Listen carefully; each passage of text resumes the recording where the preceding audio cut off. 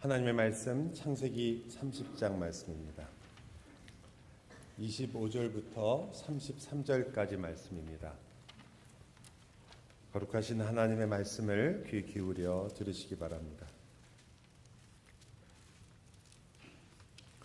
라헬이 요셉을 낳았을 때에 야곱이 라반에게 이르되 나를 보내어 내 고향 나의 땅으로 가게 하시되 내가 외삼촌에게서 일하고 얻은 처자를 내게 주시어 나로 가게 하소서. 내가 외삼촌에게 한 일은 외삼촌이 아시나이다. 라반이 그에게 이르되 여호와께서 너로 말미암아 내게 복 주신 줄을 내가 깨달았노니 내가 나를 사랑스럽게 여기거든 그대로 있으라. 또 이르되 내 품삯을 정하라. 내가 그것을 주리라. 야곱이 그에게 이르되 내가 어떻게 외삼촌을 섬겼는지 어떻게 외삼촌의 가축을 쳤는지 외삼촌이 아시나이다. 내가 오기 전에는 외삼촌의 소유가 적더니 번성하여 때를 이루었으니 내 발이 이르는 곳마다 여호와께서 외삼촌에게 복을 주셨나이다. 그러나 나는 언제나 내 집을 세우리이까. 라반이 이르되 내가 무엇으로 내게 주랴. 야곱이 이르되 외삼촌께서 내게 아무것도 주시지 않아도 나를 위하여 이 일을 행하시면 내가 다시 외삼촌의 양떼를 먹이고 지키리이다. 오늘 내가 외삼촌의 양떼에 두루 다니며 그 양 중에 아롱진 것과 점 있는 것과 검은 것을 가려내며 또 염소 중에 점 있는 것과 아롱진 것을 가려내리니 이 같은 것이 내 품삯이 되리이다. 후일에 외삼촌께서 오셔서 내 품삯을 조사하실 때에 나의 의가 내 대답이 되리이다. 내게 혹시 염소 중 아롱지지 아니한 것이나 점이 없는 것이나 양 중에 검지 아니한 것이 있거든 다 도둑질한 것으로 인정하소서. 아멘. 하나님께서 라헬의 태를 열고 요셉이 태어났습니다. 여러분이 잘 아시고 좋아하는 그 요셉이 태어났어요. 그때 야곱이 굉장히 중대한 결정을 하나 합니다. 그것은 가나안으로 이제 돌아가겠다는 거죠. 그가 이 아들 11명이 태어날 때까지 겪은 일이라는 것은 참 말로 닿을 수 없습니다. 정말 진흙탕과 같았죠. 그런데 그 와중에 피투성이처럼 서로 싸우며 물어뜯던 라헬과 레아 그리고 야곱, 그 안에서 하나님께서는 그들을 바라보셨고 그리고 그래서 사랑하셨습니다. 그곳에서 야곱은 인생과 그의 믿음과 그의 삶을 배워나가고 있었던 거죠. 하나님의 은혜가 무엇인가. 그래서 그는 요셉이 태어나자마자 분명 베델에 사셨던 하나님의 약속을 기억한 것처럼 보입니다. 그래서 그는 나는 이제 다시 가나안으로 돌아가야겠다. 그때 누워있던 그 땅을 하나님이 주시겠다고 했거든요. 그래서 그곳으로 돌아가기 위해서 라반에게 말을 합니다. 라반에게 말했던 14년도 거의 다 지났죠. 내 처자를 위해서 내가 일을 했습니다. 이제 다 끝났으니까 그 처자들을 나에게 그냥 주십시오. 내가 이제 가나안으로 돌아가려고 합니다. 상당히 정당한 요구고 우리가 보기에도 야곱은 분명 신앙의 결단을 한 좋은 가장처럼 보입니다. 아마 실제로 그가 떠났더라면 그는 약속한 하나님의 손길을 또한 많이 경험했을 것입니다. 그런데 라반이 이 말을 듣고 야곱의 마음을 흔듭니다. 이렇게 말을 해요. 여호와께서 너로 말미암아 내게 복 주신 것을 내가 깨달았다. 내가 나를 사랑스럽게 여기거든 좋게 여기거든 여기 그대로 머물러라. 이 말은 이런 뜻입니다. 야곱아 너도 알고 있지 않느냐? 내가 이렇게 부자가 되었는데 그것은 바로 너 때문에 하나님께서 너를 통해서 은혜를 베푸신 것이라는 걸 내가 알게 되었다. 그러니까 나와 함께 있어라. 여기서 깨달았다라는 그 개정개역의 번역을 새 번역에서는 점을 쳐서 알았다 이렇게 번역합니다. 왜냐하면 그 히브리어 자체가 두 가지 뜻이 있거든요. 둘 다 그렇게 틀리지 않는 그러한 의미라고 보여집니다. 왜냐하면 라반은 하나님을 섬기는 것 같지만 사실은 집에 드라빔을 갖고 있었거든요. 드라빔이라는 건 조그맣게 만든 우상입니다.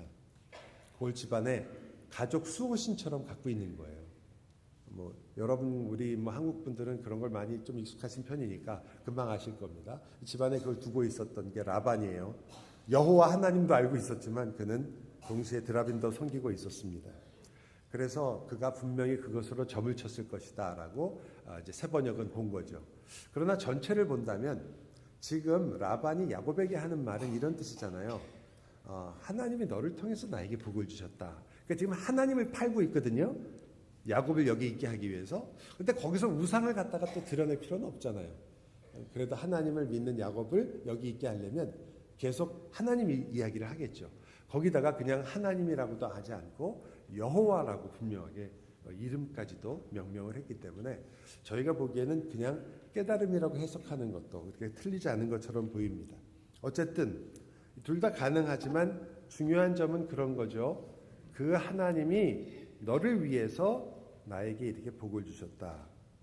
자, 라반은 하나님을 압니다. 야곱으로 인해서 자기가 부자가 됐다는 것도 압니다. 하나님이 야곱을 보시고 은혜를 베푸셨다는 거죠. 자, 그렇다면 여러분, 라반이 누구에게 잘 보여야 될까요, 이제부터? 야곱에게? 야곱을 뒤에서 복준 분은 하나님인데 이왕이면 진짜 보스랑 하는 게 낫지 않아요? 어떠세요? 당연히 우리 생각에 지금 라반이 하는 행동이 굉장히 재밌죠. 당연히 그러면 하나님께 나아가면 되는데 하나님을 붙잡는 게 아니라 야곱을 붙잡습니다. 이유는 너무나 분명하죠. 그는 하나님을 알고 있는 것 같지만 그 하나님은 야곱의 하나님일지는 몰라도 라반의 하나님은 아닙니다. 뿐만 아니라 그가 지금 야곱을 붙잡으려고 하는 이유는 하나님이 그 뒤에 계시기 때문이 아니에요. 자기의 재산을 늘리기 위한 겁니다. 그의 모든 관심은 거기에 있습니다. 하나님을 이용하려고 하는 거죠. 야곱의 마음을 붙잡기 위해서. 아주 전형적인 어리석고 또한 거짓된 믿음의 형태 중에 하나입니다. 라반의 믿음을 보면, 그 라반의 행동을 보면 우리가 어떨 때 잘못된 신앙에 빠지는가를 볼 수 있습니다.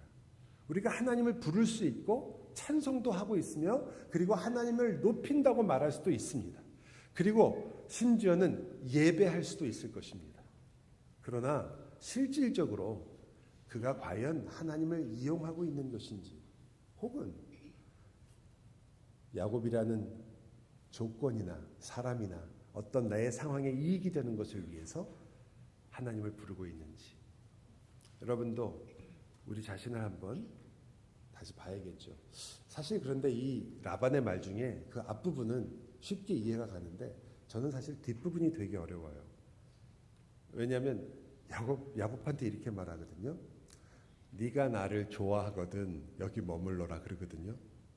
저는 라반의 그림을 한 번도 본 적도 없고 꿈에서조차 상상해 본 적이 없지만 분명히 남자인데 수염이 없을 거라고 생각합니다. 왜냐하면 이렇게 얼굴이 두꺼운 사람을 본 적이 없어요. 자기 때문에 지금 14년을 집에 돌아가지 못하고 일을 한 사람입니다. 야곱이. 그리고 야곱이 나중에 얘기를 하는데요. 이 라반 때문에 엄청 고생을 한 거를 계속 이야기를 합니다. 자기 딸들조차도 뭐라고 얘기하냐면 저 아버지가 우리를 팔아서 자기 모든 재산을 그것도 홀로 다 먹어버렸다. 근데 그 아버지한테 우리가 옆에 있어서 무슨 소용이 있겠느냐. 이렇게 얘기할 정도예요. 라반이 얼굴이 두꺼워질 수 있는 이유. 여러분 사람이 언제 얼굴이 두꺼워지죠? 자기 자신만 생각하고 그리고 자기가 얻을 이익만 생각하고 다른 건 모두 다 잊어버리면 두꺼워질 수 있습니다. 그런 사람 가끔 있죠. 우리가 개인적으로 만나기는 어렵지만 사회에서 그런 사람 많이 볼 수 있죠. 자기 이익을 위해서 모든 것을 완전히 거짓으로 만들기도 하고 그 자기 이익을 위해서 자기 그 사욕을 위해서 얼마나 많은 짓을 해요. 그러면서도 전혀 그렇지 않은 것처럼 사는 사람들. 근데 그분들이 진짜로 같이 개인적으로 만나보면 아마 대부분은 자기가 그렇게 잘못하고 있다고 전혀 생각하지 않을 경우가 아주 많을 거예요. 역사상에 있었던 수많은 악덕 기업주라든지 혹은 수많은 잘못된 정치가들이라든지 그 많은 사람들이 다 자기의 확신을 가지고 자기는 잘하고 있다고 그렇게 생각하며 살았을 것이기 때문입니다. 라반도 좀 다르지 않아요? 자기의 모습을 보지 못합니다. 그런데 이렇게 극단적인 경우도 있지만 우리도 그렇지 않은가요? 우리도 내 상처가 크면 남이 보이지 않습니다. 내 욕심이 커도 다 다른 사람이 보이지 않습니다. 내가 하고 싶은 것이 앞서기 시작하면 다른 어떤 것도 설득되지 않습니다. 여러분, 가끔 우리가 전도를 하다가도 느끼지 않습니까? 아니, 누가 와서 무슨 뭘 하래요? 뭐 와서 봉사를 하래요? 밥을 하래요? 와서 앉아서 밥 먹고 가라고 그래도 안 와요. 그죠? 예수 믿으면 뭘 하래요? 그냥 예수 믿으면 얼마나 예쁘겠어요. 근데 그거를 그냥 교회 와서 앉아서 설교 한번 들어보라. 그거를 그렇게 무슨 세상 끝날 일처럼 우리가 안 들었던, 남의 얘기 듣는 것처럼 그러지 마세요. 우리도 다 그랬잖아요. 근데 여기 끌려온 건데 주님의 은혜죠, 그거는. 근데 그럴 정도로 우리가 우리 자신에 대해서 어떻게 보면 참 내가 그런 것을 하고 있는 사람인가 놓칠 때가 있습니다. 그래서 우리를 돌아봐야 되는 거죠. 이 말을 이제 야곱이 듣고요. 야곱이 그냥 그 말을 대충 넘어가지도 않거니와 저 같으면 분명히 얘기했을 것 같아요. 아니, 좋아서 여기 남으라고요? 됐고요. 말이 됩니까? 나 우리 자식들하고 와이프하고 나 갈렵니다. 이렇게 얘기했을 것 같은데 야곱은 이렇게 얘기를 합니다. 하소연을 해요. 장인어른은 지금 부자입니다. 근데 그 부자가 된 이유를 장인어른이 말한 것처럼 나 때문에 그렇게 부자가 됐어요. 근데 나는 뭡니까 지금? 야곱은 아무것도 가진 게 없어요. 정말로. 아무것도 가진 게 없습니다. 나는 뭡니까? 라고 지금 야곱이 이야기하고 있습니다. 여러분, 야곱의 본심이 나오기 시작하는 거죠. 신앙에 입문하는 것처럼 이제 가나안으로 돌아가려고 했던 그 야곱의 마음속에 있던 억울함이 나옵니다. 야곱의 마음속에 있었던 그의 진심이 등장하죠. 그가 어떤 생각으로 그의 인생을 지금 살아가고 있는지가 오히려 나옵니다. 하나님이 당신과 함께 하셔서 부자가 됐는데, 그런데 그 당신과 함께해서 부자가 된 이유가 바로 나를 위해서 그렇게 하셨다면, 그러면 나는 도대체 뭔가, 아무것도 가지지 못한 나는 뭐가 되나? 그래서 그는 그 이해하지 못하는 것처럼 얘기하죠. 어때, 여러분도 이해가 안 가시나요? 자, 라반이 부자예요. 부자가 된 이유가 나 때문에 부자가 됐어요. 근데 나는 아무것도 가진 게 없어. 그러면 당연히 화가 나고 억울하지 않나요? 그럴 것 같죠? 하지만 생각해보면 되게 웃겨요. 그러면 누구한테 졸라야 돼요? 네, 하나님한테. 하나님. 그리고 여러분, 옆에 서 있는 사람한테도 복을 줄 정도인데, 사랑하는 그 자기의 자녀에게 어찌 복을 안 주시겠어요? 이건 너무나 분명한 거 아니에요? 지금 야곱은 자기가 복을 받고 있다는 걸 모르는 거죠. 몰라요. 여러분도 안 보이시죠? 가진 게 없으니까. 예? 야곱이 아무것도 없다고, 그가 복을 받고 있는 게 안 보인단 말이에요. 야곱도 마찬가지였습니다. 우리가 되게 그런 얘기 많이 하잖아요. 도대체 예수는 누가 믿고 복은 누가 받는 거냐. 그 이야기가 이제 그 유명한 김익두 목사님한테서 나온 거거든요. 김익두 목사님이 안악산 호랑이라고 유명한 깡패였어요. 근데 어느 날 선교사님 설교 듣다가 깨져가지고 목사님이 되셨거든요. 그래서 유명한 부흥사가 되셨는데, 우리나라 처음에 초대교회, 한국 초대교회 이야기입니다. 이분이 그날 부흥회하러 가시는데 너무 날씨가 더운데 걸어가려니까 힘들어서 나무그늘에서 쉬고 있는데 술 취한 사람이 와서 시비를 걸었고 이분을 그냥 막무가내로 팬 거예요.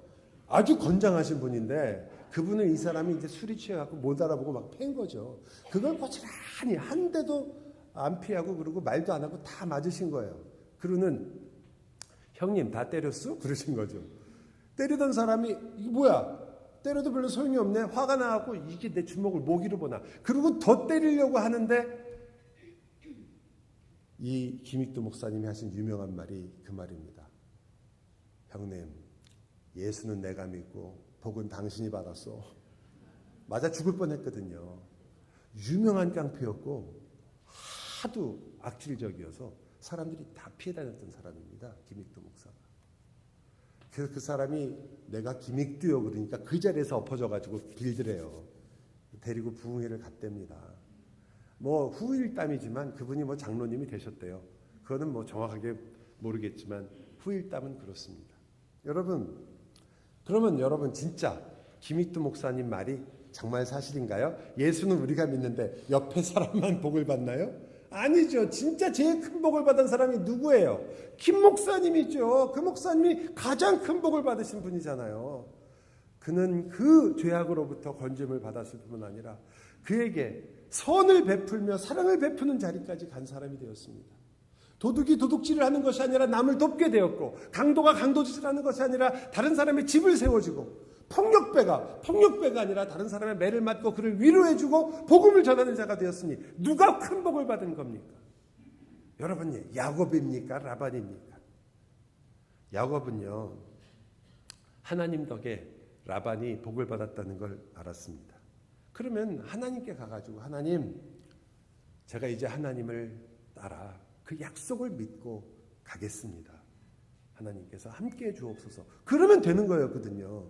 야, 이렇게 내 옆에 있는 사람도 복을 받을 정도면 약속을 믿고 내가 간다면 어떤 일이 벌어질까? 이렇게 가는 게 너무 당연한데, 그 역시 하나님을 입에 달고 산 것처럼 그렇게 얘기하지만 사실은 하나님을 진짜로 의지하지도 또 하나님을 기억하고 있지도 않은 거죠.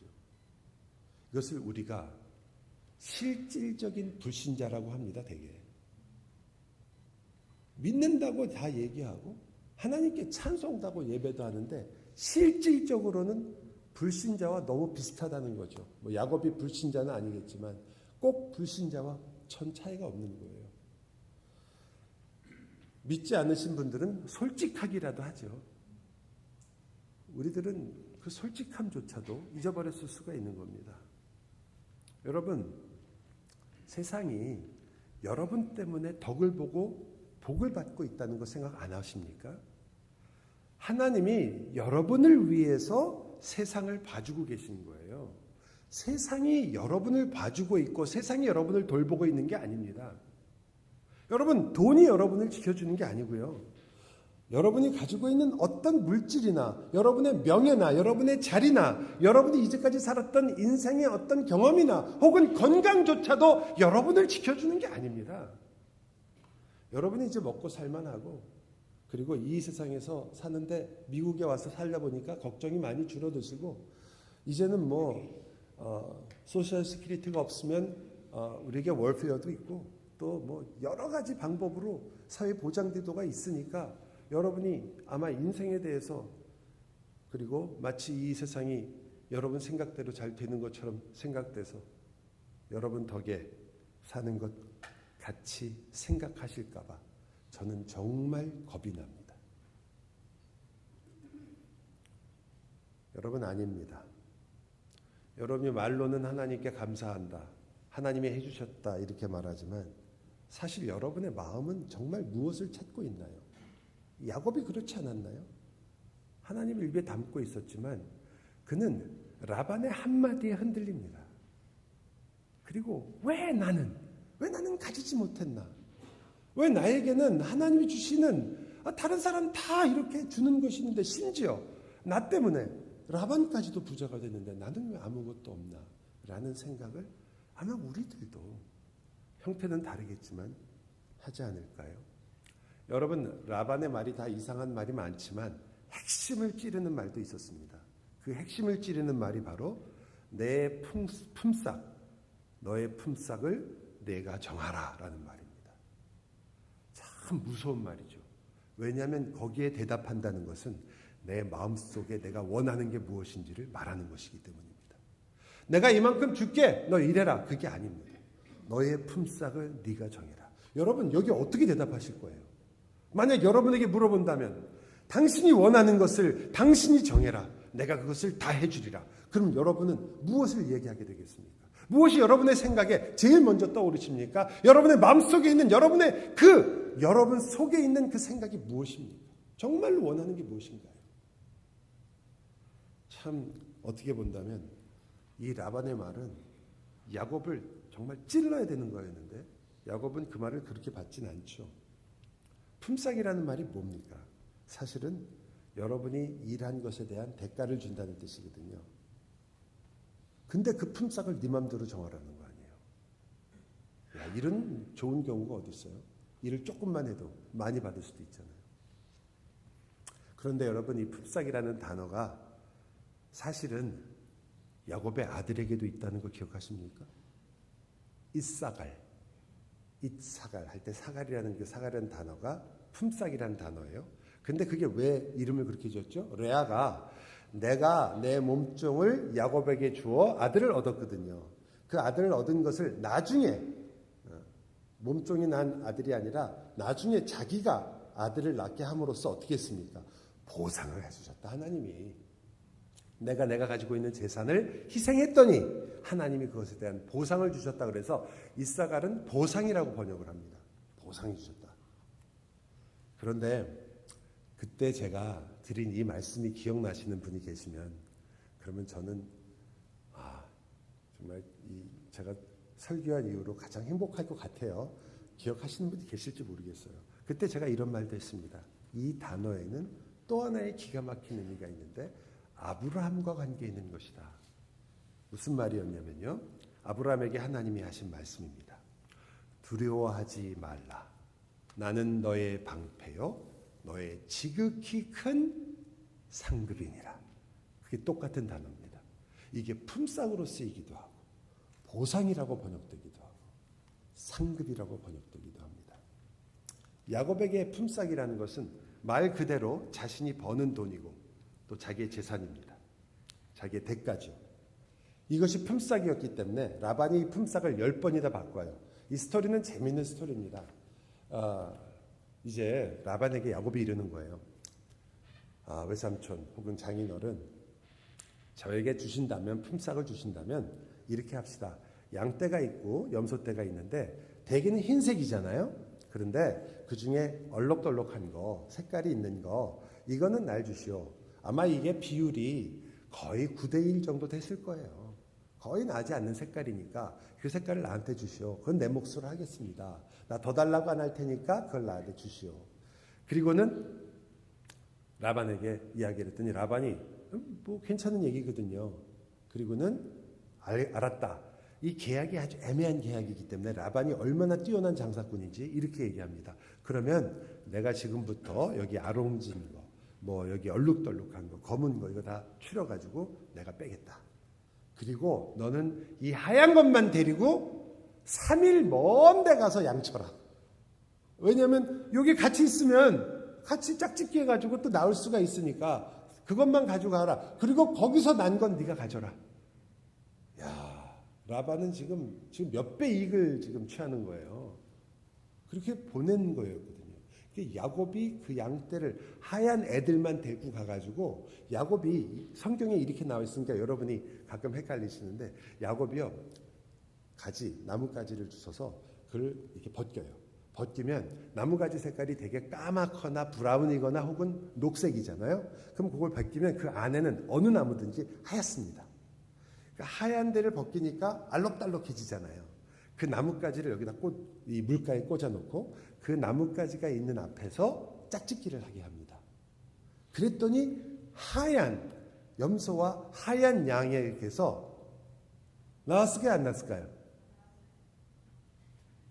말이 되나요? 안 되나요? 믿음 좋으신 분들한테만 되죠, 이거? 이거를 어떤 분은 또 이걸 과학적으로 환경에 따라서 그렇게 색깔이 많은 곳에서 그렇게 짝을 지으면은 흰색끼리도 까만 게 나올 수 있다. 돼요, 안 돼요? 어디 가서 제발 이게 과학적으로도 맞는 얘기라고는 하지 마세요. 지금 야곱이 하고 있는 것은 실제로 합한채 이야기와 비슷합니다. 합한채가 진짜로 아이를 낳게 해줘요? 아니죠. 그냥 그걸 한단 말이에요.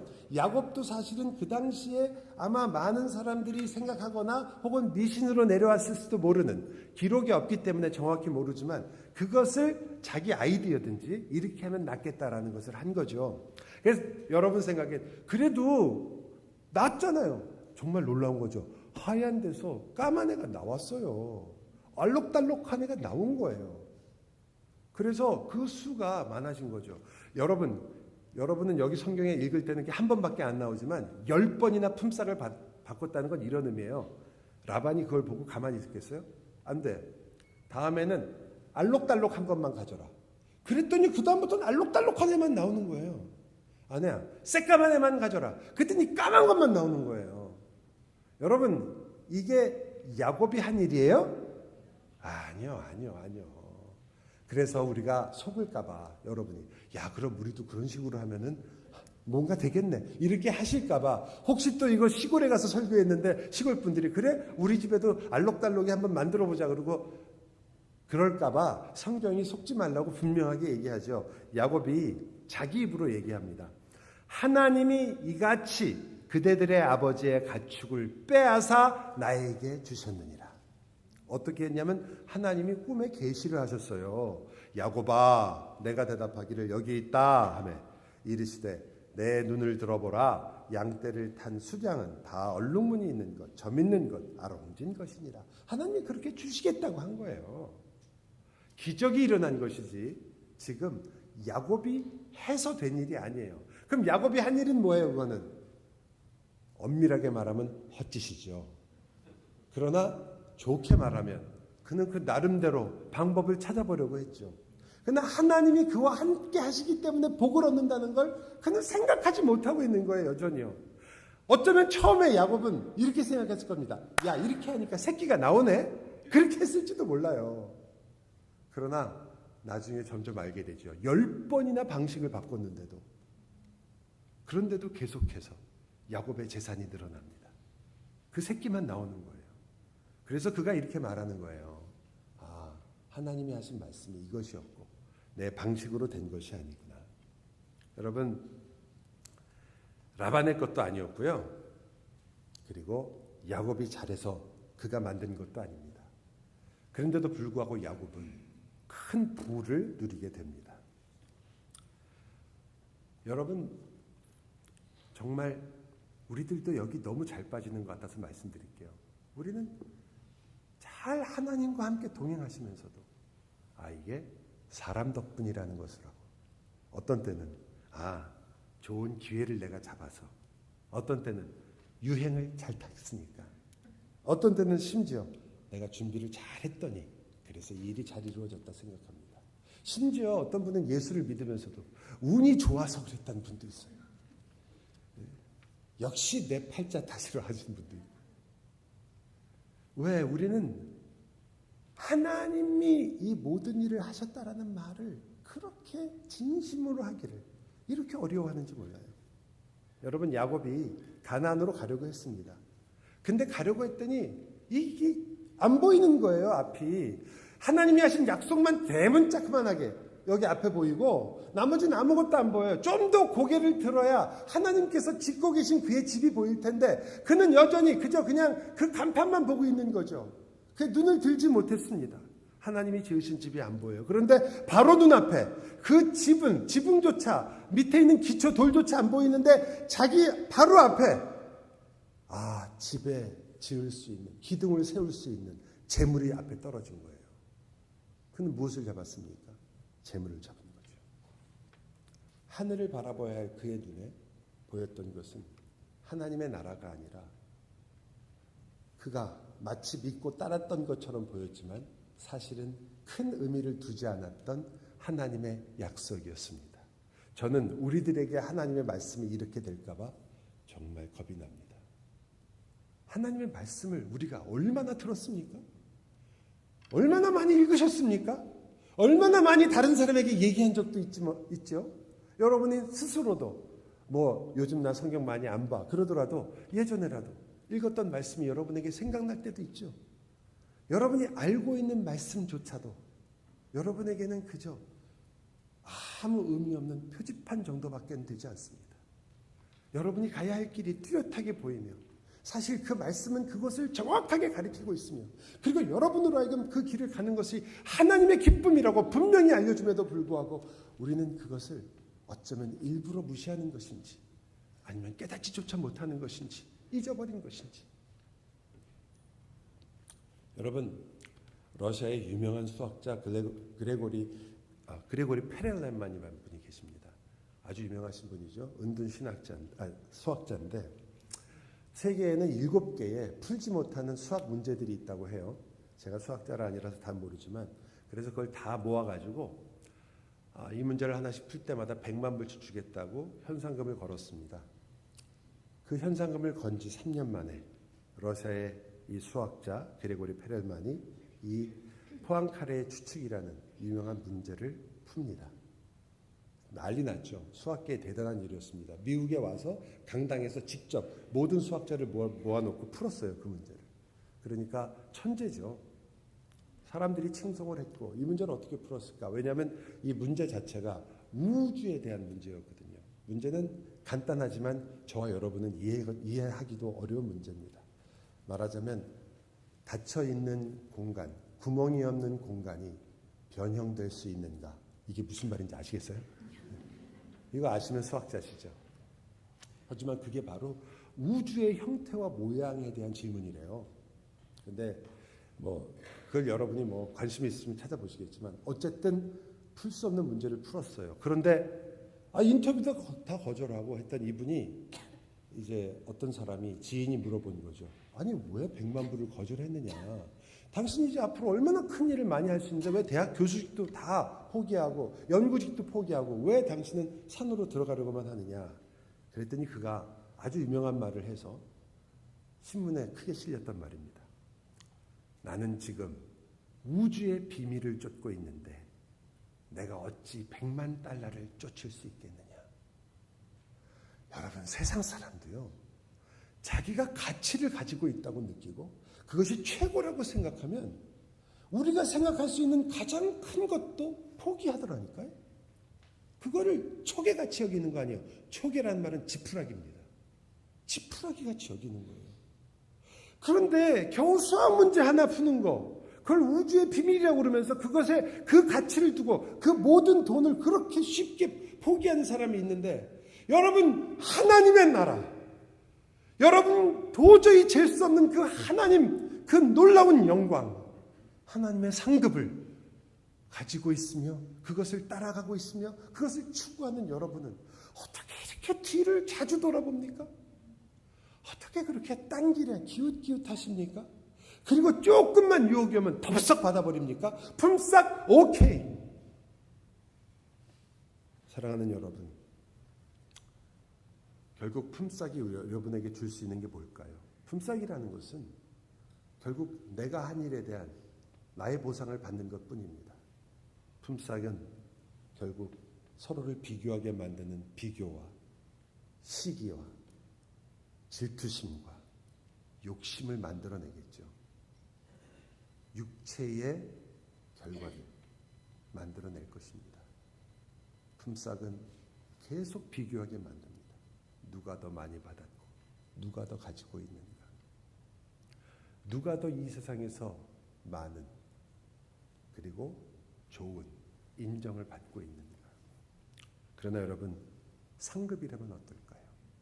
그것도 하나님의 상급이라면 상급은 우리가 받을 그런 어떤 것이 없을 때도 하나님께서 우리 자신의 상급이 되어주시겠다고 하신 그 상급입니다. 상급이라면 뭐가 나오겠어요? 우리에게서 시기와 질투가 나오는 것이 아니라 예수 그리스도가 나오겠죠. 왜냐하면 그리스도 자신이 우리의 상급이기 때문입니다. 여러분 만약 여러분이 정말 나는 품삯으로 사는 사람이 아니라 하나님 나의 상급이신 하나님으로 사는 사람이구나 만약에 한다면 저는 여러분에게 당연히 오늘 질문할 수밖에 없습니다. 여러분이 오늘 지금 하늘에 쌓고 있는 여러분의 상급, 여러분의 예수는 무엇입니까? 누구이십니까? 예수 그리스도의 씨앗을 심고 있습니까? 여러분의 말투 하나에서, 여러분의 눈짓에서, 여러분의 마음에서, 여러분이 작게 베푸는 모든 손길에서 예수 그리스도의 씨앗을 심고 있습니까? 아니면 여러분은 품삯을 얻으려고 살고 있습니까?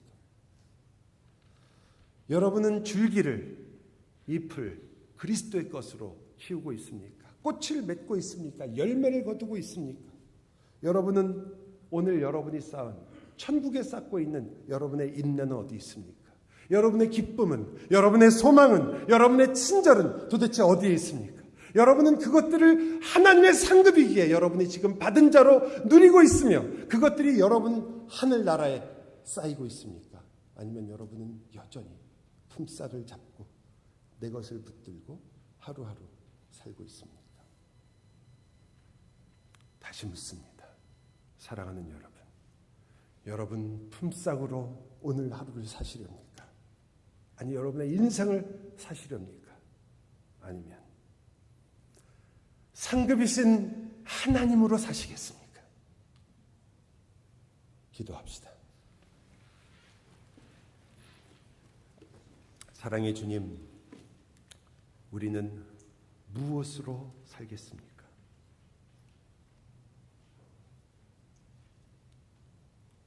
나는 무엇 때문에 살고 있습니까? 아는 것도 많아졌고 이제는 십자가도 알았고 예수님의 사랑도 은혜도 알아버렸습니다. 그런데 여전히 품삯을 주겠다는 말이 우리의 귀에 너무나 달콤하게 들립니다. 눈앞에 있는 이 품삯이 나를 흔들지 않도록 하나님의 약속을 바로 바라보도록, 그 약속을 이루시는 하나님을 바라보도록, 나의 상급이신 그 주님만을 생각하도록 주님, 저희를 불쌍히 여겨 주옵소서. 예수 그리스도의 이름으로 기도하옵나이다. 아멘. 우리 함께 일어나 찬양하겠습니다.